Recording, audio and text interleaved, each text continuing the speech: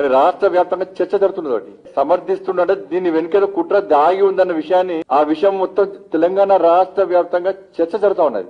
కొనుగోలు కేంద్రాలు తీసేయమని చెప్పి చట్టం చెప్తుందట. ఏ చట్టం చెప్పింది కొనుగోలు కేంద్రాలు తీసేయమని చెప్పి రాష్ట్ర ముఖ్యమంత్రి స్పష్టం చేయాల్సిన అవసరం ఉంది. కొనుగోలు కేంద్రాలు పెంచాలనం, కొనుగోలు కేంద్రాలు తీసేయమని ఎక్కడన్నా చట్టంలో ఉందా? తీసేయడంలో నీ అంతర్యం ఏమిటి? కొనుగోలు కేంద్రంలో ధర కాకుంటే ఆ గ్రామంలో రాకుంటే పక్క గ్రామంలో అమ్ముకుంటా, ఆ జిల్లాలో రాకుంటే పక్క జిల్లాలో అమ్ముకుంటా, ఆ రాష్ట్రంలో ధర రాకుంటే ఇంకో రాష్ట్రంలో అమ్ముకుంటున్నాను. కానీ కొనుగోలు కేంద్రాలు తీసేయమని ఎక్కడ చెప్పలే. నువ్వు తీసేస్తా అనడంలో కుట్ర దాగింది. నీ రైతు వేదికలన్నీ కూడా కొనుగోలు కేంద్రాలుగా మార్చాలను. దాని కేంద్ర ప్రభుత్వ వాటా ఉంది, 10 లక్షల రూపాయలు కేంద్ర ప్రభుత్వ వాటా ఉంది. రైతు వేదికలన్నీ కూడా కొనుగోలు కేంద్రాలుగా మార్చాల్సిందే. దీన్ని వ్యాపారం చేస్తున్నావా? వ్యాపారం మాకు అవసరం లేదు అంటే మరి ఇండో చేసిన వ్యాపారం మీద ఒప్పుకున్నట్టు కదా. బ్రోకరేజం చేసినావు, ఇవాళ వాస్తవాలు ఒప్పుకున్నావు, నువ్వు ఇప్పుడు చెయ్యంటున్నావు, సంతోషం.